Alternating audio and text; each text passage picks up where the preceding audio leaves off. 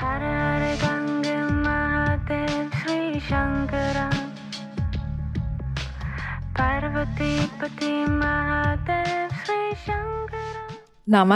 it's Sahara Rose, and welcome back to the Highest Self podcast, a place where we discuss what makes you your soul's highest development.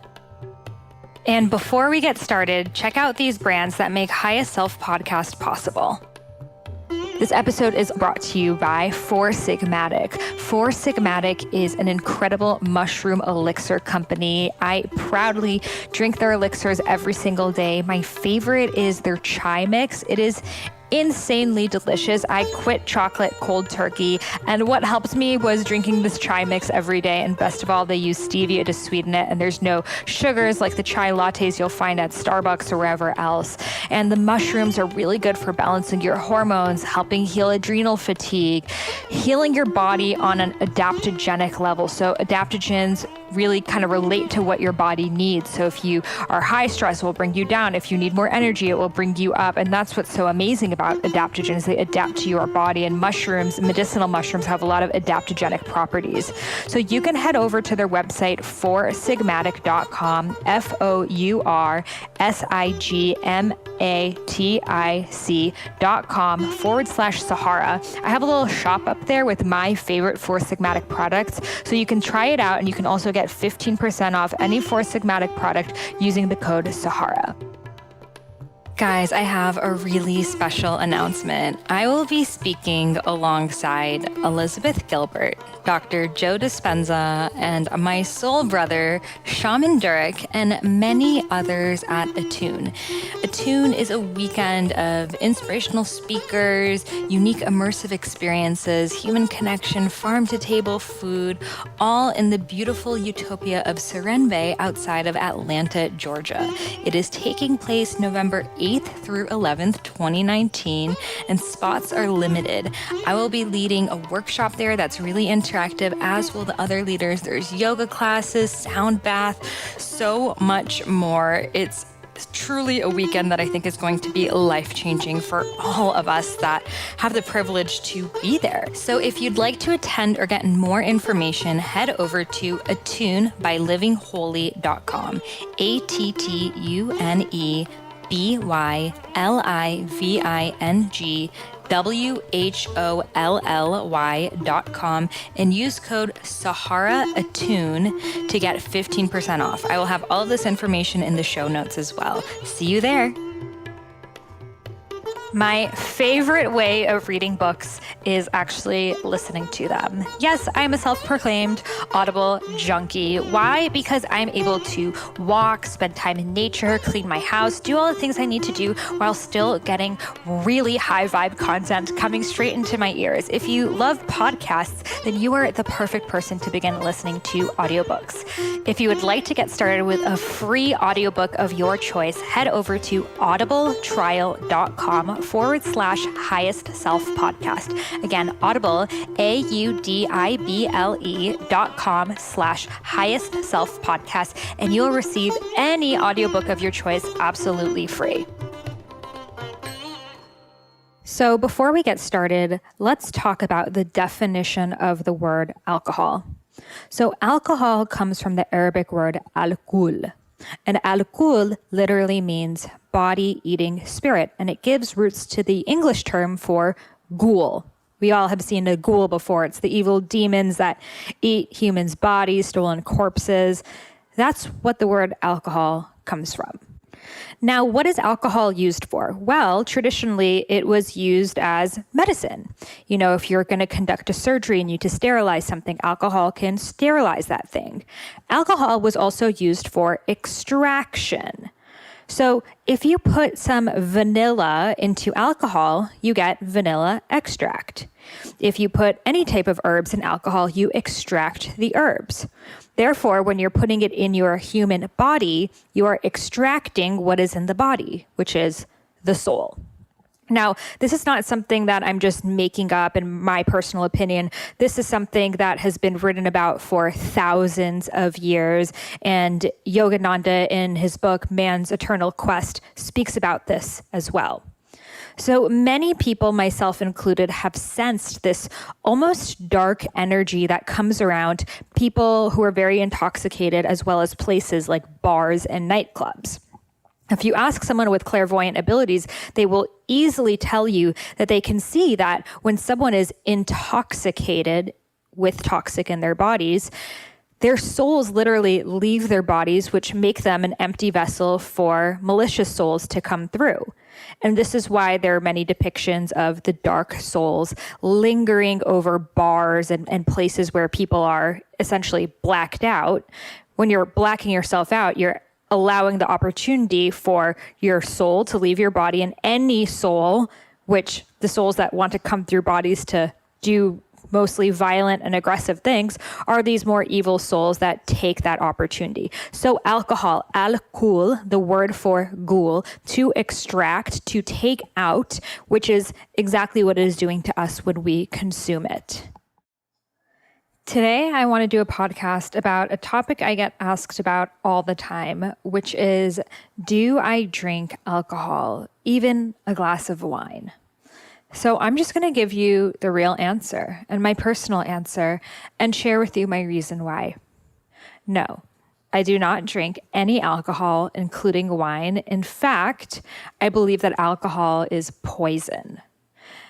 Now, alcohol being poison is not something that I thought up of. If you think about it, the word for getting drunk is to be intoxicated, to be filled with toxins. So it is actually common knowledge that alcohol is a poison and that you're filling your body up with toxins. But for some reason, as a society, we've chosen that that's okay.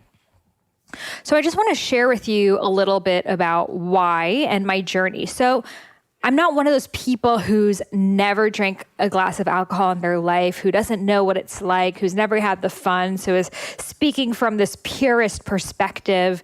No, when I was in college, I would drink probably 4 times a week. In fact, I would look forward to it. I loved mixed drinks. It was something that I got excited about. I liked the taste of the tequila and the mojito and all of that stuff. I grew up with my parents drinking wine every night. They weren't alcoholics. They were drinking it what we would call responsibly. So I didn't have a reason that I came from an alcoholic background and I'm super against alcohol, or I was an alcoholic, or I've never drank alcohol. I actually come from a pretty moderate background, drinking the way that another college student or typical American does. Would drink on the weekends, have fun, never got, poisoned by it or anything. But the way that I would drink it was essentially poisoning myself, though it was not what we call alcohol poisoning. Still, having a drink is putting poison in your body. So I would drink this alcohol mostly because I was insecure. Let's be real. Why else would you drink alcohol besides insecurity? And I'm going to explain why. So personally, I would drink it because I felt like I needed to. I felt like it took off a mask that I could be more of myself. I felt like I was more fun and playful. I felt like I could get along with people more easily. I felt like a cooler version of myself. I could do things like speak in Spanish super fluently that I couldn't do when I was sober, or so I thought.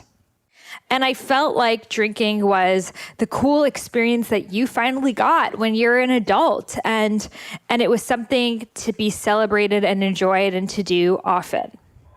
So I would drink and, start to gain weight, all of the sugar. I mean, even something like a vodka tonic that we consider really healthy has over 21 grams of sugar per cup, and you're not just drinking 1 cup. So I was eating cheesecake's amount of sugar in my alcohol, even though it was a vodka tonic or vodka soda each night, gaining weight. My face was looking puffy and just feeling like crap the next day. And I was still young. I wasn't, now if I drank, I would get so hungover. But even at that time, I didn't feel like my highest self. The next day, I'd be tired, wearing sweatpants, for sure did not want to exercise. I would eat carbs like mac and cheese and starches to, keep my belly full so the alcohol doesn't sit in there. And, when you're hungover, just the smell of alcohol literally makes you feel sick until the next night when you start drinking again. So I finally realized, and it started with me for my physical body. I didn't want to feel disgusting and I wanted to lose weight. So I decided that after my freshman year of college that I would take the summer off and stop drinking and just get really healthy to lose weight. And not only did that happen, I lost 20 pounds in one summer from just not drinking, but I felt so much better, so much more vibrant, so much more clear, so much more confident because it was coming from myself. So I would still dabble in alcohol, have a drink with friends. I thought it was fun. I enjoyed the taste. I enjoyed the experience. But little by little, my body began rejecting it. I began to practice a lot of yoga, a lot of meditation, getting deeper into my spiritual practice. And my body was outright telling me, no, this alcohol is not for you. And I would feel more sick and more disgusted and more tired. And it was my body essentially rejecting this poison because my vibration was increasing. Then finally, around 21, which is the year that you're technically legally able to drink, by then I was done with alcohol. Now, since then, I've had experiences that I'm on a vacation and I try a drink. And the last time that I had a drink was about 2.5 years ago at my cousin's wedding in the south of France. And he had some special champagne. And I hadn't been drinking for the past couple years anyways, but I decided, you know what, I'm just going to give it a chance. And everyone's celebrating and enjoying it. And it's high quality. And I'm in France, so let me have it. And honestly, I had the worst experience at the rest of the wedding from that one glass because I felt so sick, so nauseous, so disgusted. And it was just a flat out reminder to me of why alcohol is poison.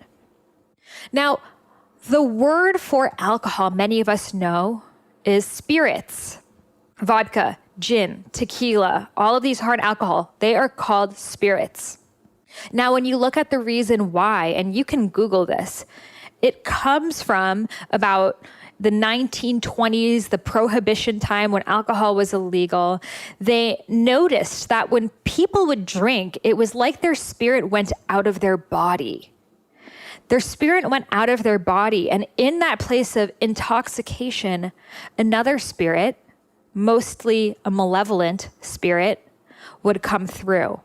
And this is why people would get into fights, would get angry, would say things they would never normally say, violence, aggression, when they were drunk, because they literally were out of their body that an evil spirit would come through.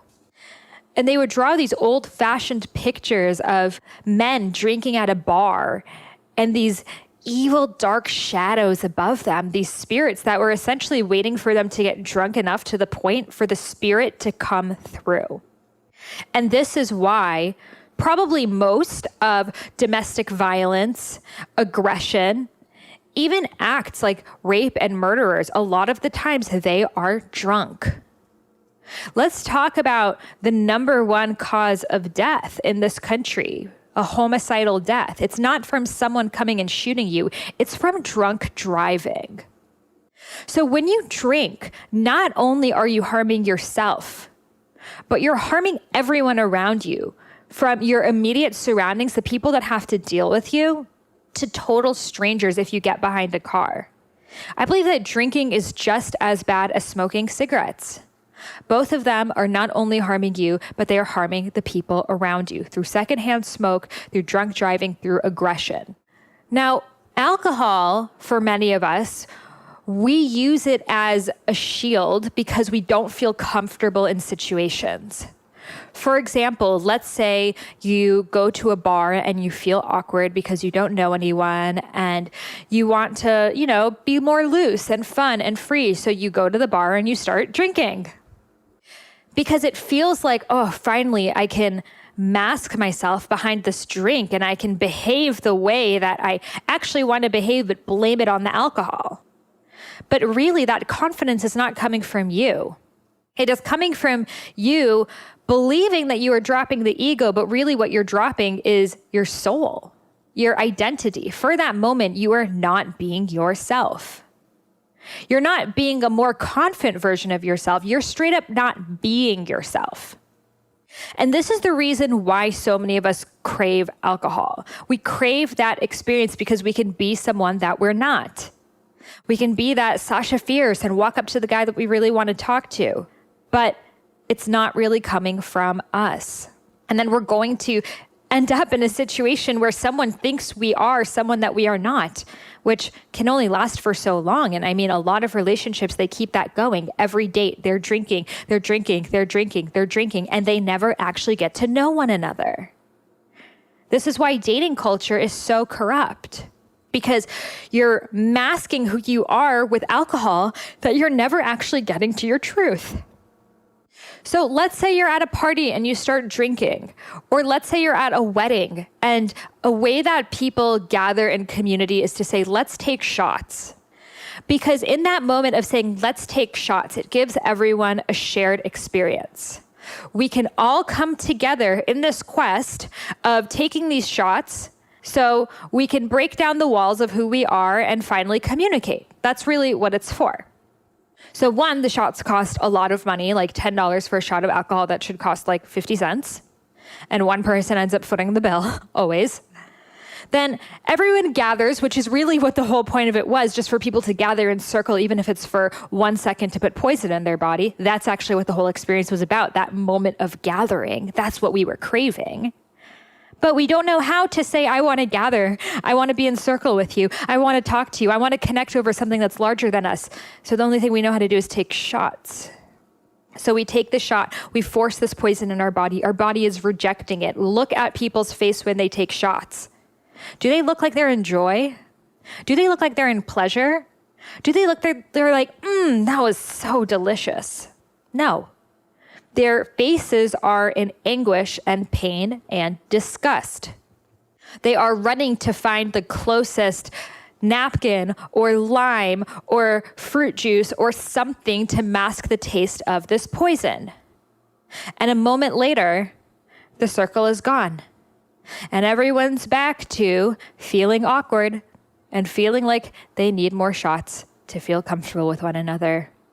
Just now, with each shot, the conversation gets a little louder and a little louder and a little louder. And we think that in that being loud, we are having fun, when really it's just almost a flock for attention. You know, when I was in college, we used to go to the club. And oh my God, I would sometimes stand there and be like, wow, I could literally write a psychological book about this club. Because it's these people paying so much money for a table, literally a table worth $1. They are paying $1,000 to stand around this table because there's a big bottle of overpriced vodka on there and a girl whose boobs are out and has to impress you guys because you're paying this much money for this overpriced bottle of vodka. And then everyone is so territorial. Oh, this is my table. You cannot stand near my table. It's like prime real estate over here. I'm next to the DJ. And then what? Everyone is forcing each other to drink. Come on, drink more. Take a shot. Oh, we got to finish up the bottle. Go, go, go. No one's talking. No one's dancing. No one's actually having fun. All people are doing are looking around at one another, self-conscious as F, trying to swear a little less, and trying to mask this feeling of being self-conscious by taking more shots, having another drink, getting a little sloppier. So then what happens? You make decisions that you inevitably will regret. You make out with some guy that you don't know his name. You may go home with him. You may lose your keys there. You may have to do the walk of shame in the morning. And is that fun? Like, really, where is the fun in forgetting what happened the night before? Are we really at such a low level of fun in our society that fun is to forget? Because to remember is too boring? Is that really where we're at? Then let's backtrack. What if instead, at that party, there was an elixir bar with cool tonics and herbs. There's reishi mushroom to get more chill. There's brahmi to get more heady. There's some maca to get more energized. Okay, ashwagandha, shatavari, that's all there, tonic bars. This actually exists in many places in LA and many festivals. So people are taking herbs, still giving them a feeling. There's tons of kava bars that allow you to feel more relaxed, but there's no negative side effects. And then instead, if you want to gather in circle, it doesn't have to be around a shot, it doesn't have to be around consumption and intoxication. What if I gathered in a circle, I said, hey, let's all do a dance move in the middle. Let's have a dance off. Let's just have a twerk party. Let's just hold hands and breathe. Let's contact dance. Let's do something. I guarantee you any of those options are going to lead to way more fun than taking a momentary shot. Like being in a dance off is pretty freaking fun if you've ever been in a dance off. Because what we're really drinking for is to loosen up. So what if we remove the alcohol component and just loosen up?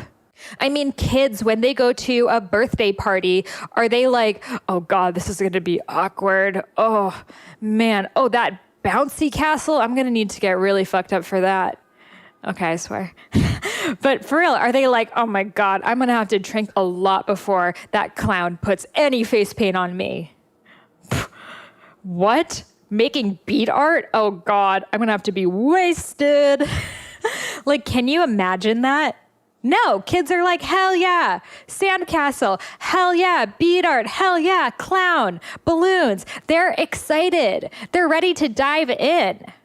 You know, my mom was going through her stuff and she found this piece of paper I had typed up and printed when I was like in 3rd grade. And it was my birthday party schedule. And it's like, guests arrive, Piggly Wiggly, limbo, the magic circle, the musical chairs, charades, this, that. It was like 30 games in a row that somehow I believed that we were going to do in my like 2-hour birthday party. And then I'm like, open up goodie bags, compare prizes, piñata, cut cake, sing happy birthday. Like I had a stacked schedule. No kid had to take a shot to arrive to my party. We were already on that lit juice. We take a quick break from this episode so I can share with you an amazing opportunity. Are you interested in having a career focused on health and wellness? Well, if so, then the universe is calling you to become a holistic health coach. I am offering this incredible deal, a discount of $1,500 off my alma mater, Institute for Integrative Nutrition, which is the world's largest nutrition school with guest teachers such as Deepak Chopra, Chris Carr, Dr. Hyman, and Dr. Andrew Whale, and so many others. It is split between 6 months of health coaching programs teaching you hundreds of nutritional theories, including Ayurveda, as well as 6 months of business coaching. And as an additional bonus, I am offering a webinar where I will teach you how to use social media to create a thriving career as a health coach. On top of that, I have created a private Facebook community just for the Highest Self podcast listeners who are becoming health coaches to connect with each other, meet up with each other, and support one another on this journey. So if you're interested, send an email over to Sahara, Sahara, at eatfeelfresh.com with subject IIN. Again, Sahara at eatfeelfresh.com with subject IIN. And I will personally send you back the email that will allow you to get a $1,500 off discount, as well as my business coaching webinar and the private Facebook group. I'm so excited for you to begin your journey as a health coach. I'd love to introduce you to the tea brand I've been loving recently, Vadam Teas. The tea starts in the mountains of the Himalayas and within hours of harvest are packed at their tea facility and shipped all around the world. I'm personally indulging in their Master Tea Assorted Pack, which contains 15 loose leaf blends, black, oolong, green, and white. They pack their teas in single-serve premium pyramid tea bags so you can have the convenience of loose leaf tea anywhere. Not just this, but they've managed to eliminate all middlemen from the sourcing process, thereby retaining all earnings in the source region for the farmers. These teas are fair trade, organic, and pesticide-free, and they benefit the farmers directly, which I deeply care about. Additionally, every time you pick up a pack of Vadam teas, a part of the revenue goes towards educating the tea growers' children, which makes it all even more worthwhile. Oprah just listed as one of her top favorite things, so I take Oprah's word for it. So if you want to try this out, head over to vahdamteas.com, VAHDAMteas.com, and use coupon code Sahara for 20% off. Again, head over to vahdamteas.com and use coupon code Sahara for 20% off. So why is it that we are so uncomfortable with who we are that we need something outside of ourselves to just be who we are? Because who we are is who we were as a kid. Fun, playful, bubbly, ecstatic. This is why I'm such a big fan of ecstatic dance. If you don't know what ecstatic dance is, it's essentially this incredible experience that they have in almost every city around the world. That there's one rule, no talking. And it's a room of people dancing to amazing music, from tribal to hip hop to oldies, everything in between. Every DJ is different, but it's always really fun to dance to. And the only rule is no talking. Because when you start talking, that's when oftentimes you get into conversation with someone and you both stop dancing and then everyone's looking around at each other and we get so, in our heads. But when no one can talk and all you can do is dance, people give themselves permission to go crazy. They do the dance moves they've always wanted to do. They're shaking it. A lot of the times I'm not even doing a dance move. I'm just doing some weird thing with my arm because that's just what my body wanted to do. And everyone is ecstatic. They are screaming. They are joyful. They are having fun. And there's no alcohol present. There are no drugs present. There is no substance present. But your inner joy. Even if you go to a Zumba class, I swear Zumba classes are way more fun than the club. At the end of a Zumba class, I'm lit up. I've just been shaking it for the past hour. I don't feel like that when I leave a bar. I feel drained and exhausted, even if I'm not drinking, just because the energy of the bar is so dense. It's so desiring someone else's energy because you're lacking of your own, that it's the total opposite feeling, and you're drinking a substance that you're paying a lot of money for that's making you fat so you can feel like you naturally would at a 10 a.m. Zumba class. Really think about it. There's no reason to drink alcohol. Now, some people could say, well, what if I'm just bonding with some girlfriends and we're having a glass of wine? I would say, why do you feel like you need a glass of wine to bond with your girlfriends? If you have a friend that the only way you can bond is over a glass of wine, I would question that friendship. I would switch it to tea, bonding over tea or a beautiful elixir, a tonic, some cacao to open up your heart, some turmeric golden milk to boost your mood. There's so many incredible options. And Eat, Feel Fresh, my book, I have a whole chapter of potions. So if you have a friend, you love connecting with this friend, but it's always with a cocktail or with wine, instead be let's make some fun tonics. Let's do some golden milk. Let's do some cacao. And if your friend's oh, no, I really need the wine. It's been a really stressful week. I need to let loose. Then that friend is not facing something deeper inside of themselves. Because if you need something outside of you to feel loose, then there's something wrong with the setup of your life. If you feel so drained and so exhausted at your job and the only thing that will make you feel good is to drink a bottle of wine, the bottle of wine is not your actual problem. It's your lifestyle. And what alcohol does, it enables us to keep up these tendencies that are not serving us, essentially putting a Band-Aid over the wound, keeping us from getting to the root of the problem.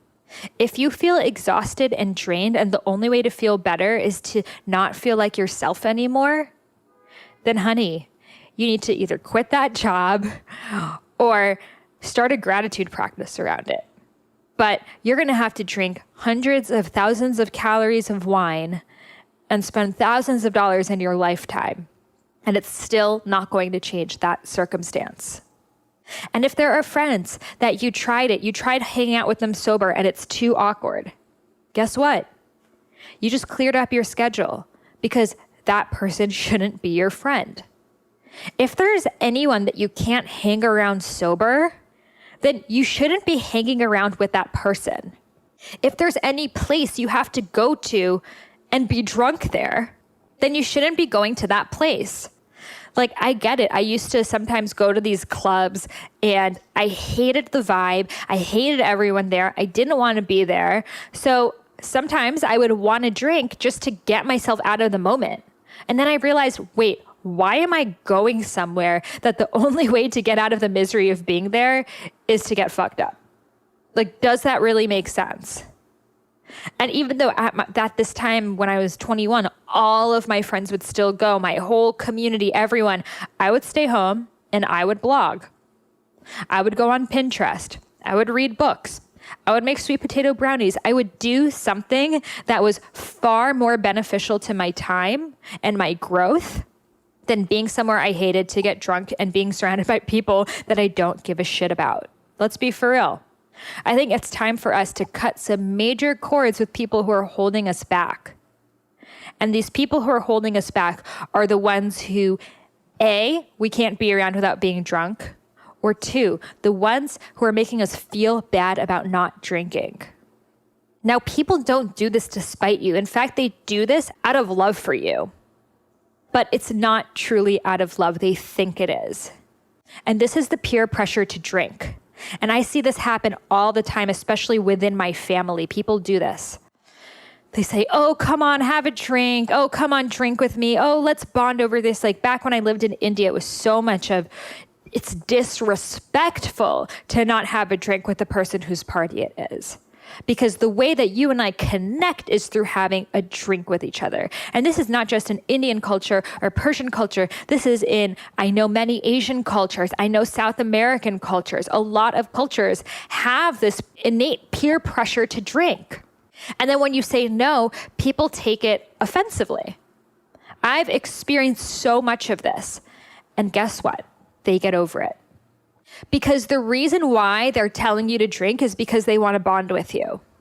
And they think by you saying no, that means you don't want to bond with them back. So that's why they can take it to heart. So I would say I stopped drinking. I don't drink anymore. And at first they would try, and I really kept myself to it. I know a lot of people say, hold a glass of water so it looks like you're drinking and pretend you're drinking that. That was not my tactic. I was like, I don't drink anymore. And the second time, third time they kept asking me to do it, people stopped. They realized Sahara doesn't drink. So then they wouldn't take it offensively anymore. They wouldn't think that I'm not trying to not connect with them because I'm not drinking. They just knew I was someone that doesn't drink. So I wasn't pressured anymore. But if I seemed on the fence, like, oh, I don't know, oh, okay, fine, just this one time, or pretending I was drinking with them, guess what? They're going to think I actually really want to drink and I'm being shy about it. So they're actually doing me a favor by pressuring me into something that I wanted to do. They really think that. But by me just being like, nope, I don't drink. This is something I don't do. Just like if you have a food allergy, I don't eat shellfish. I don't eat peanuts, whatever it is that you don't do. People are going to be like, oh, come on.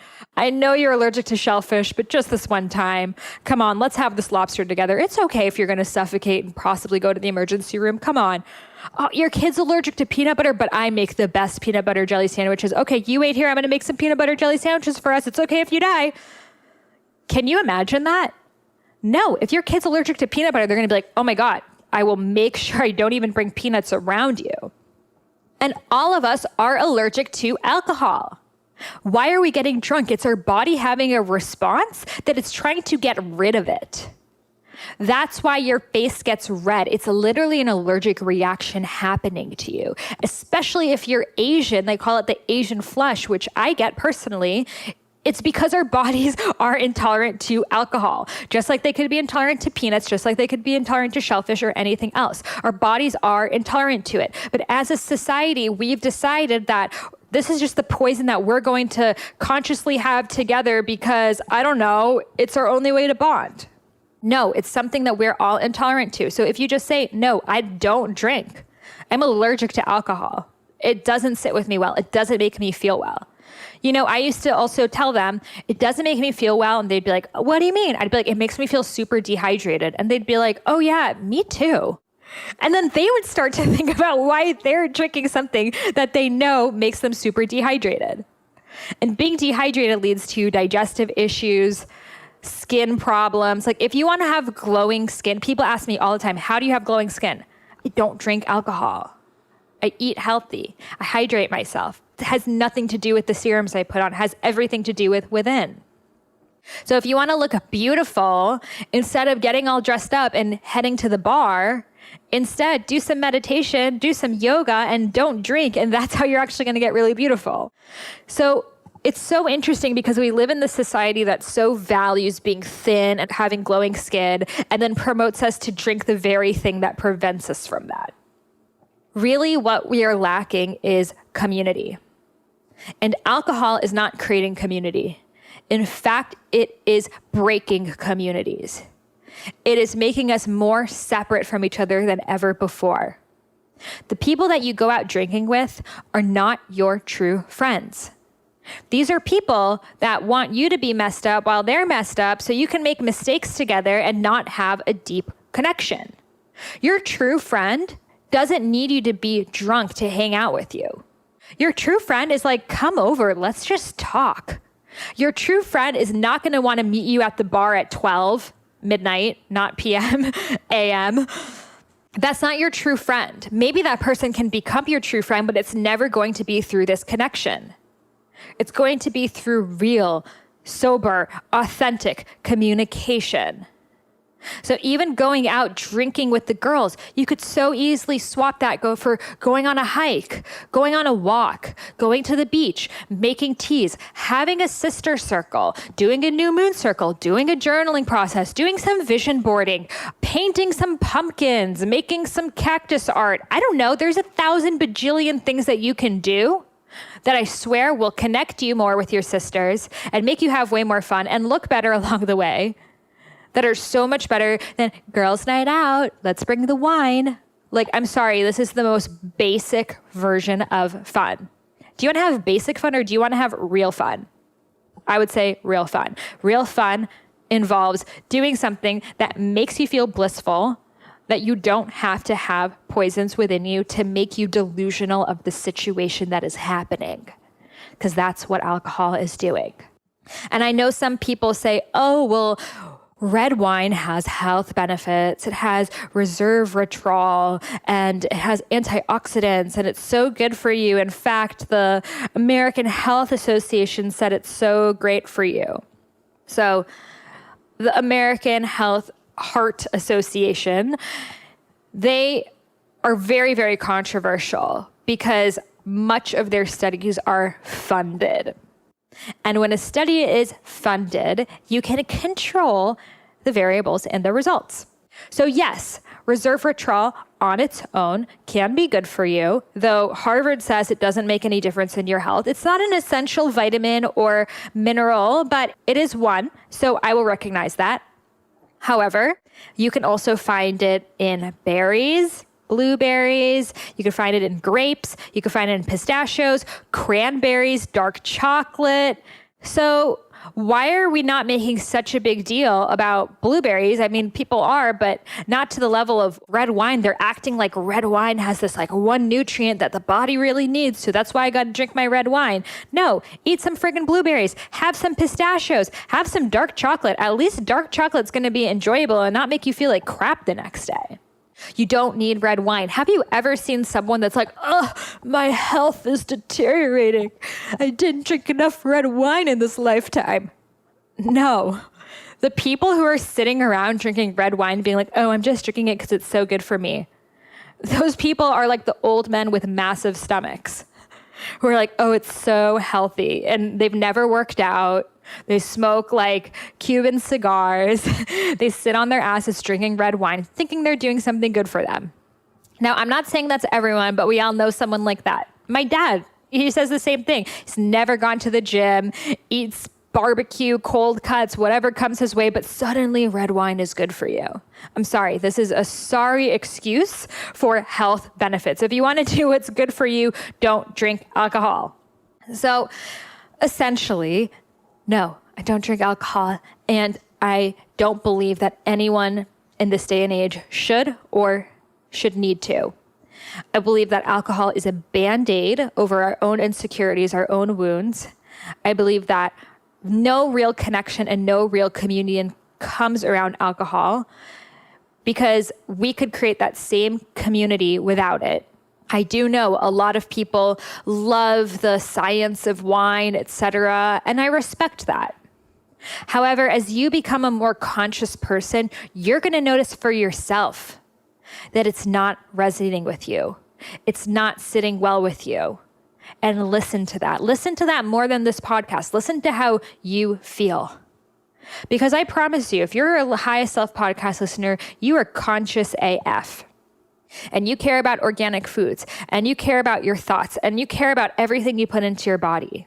So you should hold the same standard with alcohol. And this doesn't mean, oh, we'll get organic biodynamic wine or this. Yes, that would definitely be better for you than beer.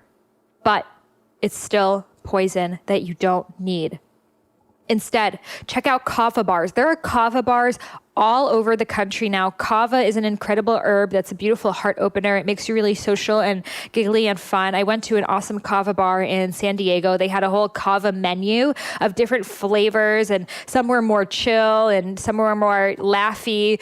And again, this is not a drug or anything. It's literally just like an herb called kava root. So you can go to a kava bar. You can meditate. I recommend just doing that. You can ecstatic dance. You can just be a fun person. Like, do you ever feel like with your best friend, you have to be drunk to hang out with them? No, the conversation just flows. So if there's anyone that you feel like you need to be drunk around, I would just question that. And instead, again, have some golden milk. Have the rose tonic that's in Eat, Feel Fresh. It's such a beautiful, the Shakti rose latte. Have some cacao, just raw, dark cacao. It's such a beautiful heart opener. Have some tea, have some oolong, have something else that benefits you, because really what we're wanting is to sit down with someone. We're really just wanting that connection. So instead of putting a block between our heart and that person's heart, which is alcohol, let's truly open our hearts and connect on a deeper level, person to person, heart to heart. I hope you enjoyed this episode. I would love to know your opinion about alcohol in my Mind Body Balancers Facebook group. Just search that. It's my free Highest Self Podcast Facebook group, and it's where we discuss different topics. And be sure to comment on Instagram at I am Sahara Rose. I'm always polling you guys to see what are your opinions. I'd love to know your opinion on alcohol and to dive deeper. And be sure to also check out ecstatic dances around the world, because ecstatic dance transformed my life. It is the most healing experience in my existence, truly. Especially the Ubud Bali ecstatic dance was life-changing for me. And I go to Ecstatic Dance LA. Every 2 weeks they have it. There's ecstatic dances in New York. There's 5 Rhythms dance. 5 Rhythms dance is also very healing. It's like a form of ecstatic dance, but a little bit more guided. So if you feel like, I don't know how to just dance like crazy without anyone telling me what to do, I feel like I need a little bit more of a nudge, check out 5 Rhythms. Again, 5 Rhythms is around the world. There's 5 Elements dance, which is created by my teacher, Malaika Darville, that she teaches. I created one called Dance Your Doshas, which is dancing your Vata, your Pitta, and your Kapha. There's so many options out there. Even if it's going to a dance class, that could be really fun. Singing with your friends, walking in nature. There's so many beautiful alternatives. And I really feel like we need to start experiencing more sober dating. Go on a hike for your first date. Go on a walk. Go to a paint class. Do something else without alcohol. And I promise you're really quickly going to know if that person's for you and if that person is not. I hope you enjoyed this episode. And if you loved it, I would love to share with you the first half of my unreleased book, Eat Right for Your Mind Body Type, which is different from my book, Eat Feel Fresh. It is my unreleased, never to be released book because it is now part of my Eat Right for Your Mind Body Type program. I would love to send it to you absolutely free. All you got to do is leave me a review in the iTunes store, take a screenshot and email it over to me at sahara@eatfeelfresh.com. Again, take a screenshot of the review and email it to me at sahara@eatfeelfresh.com, and I will send you the first half of my unreleased book, Eat Right for Your Mind Body Type. Namaste.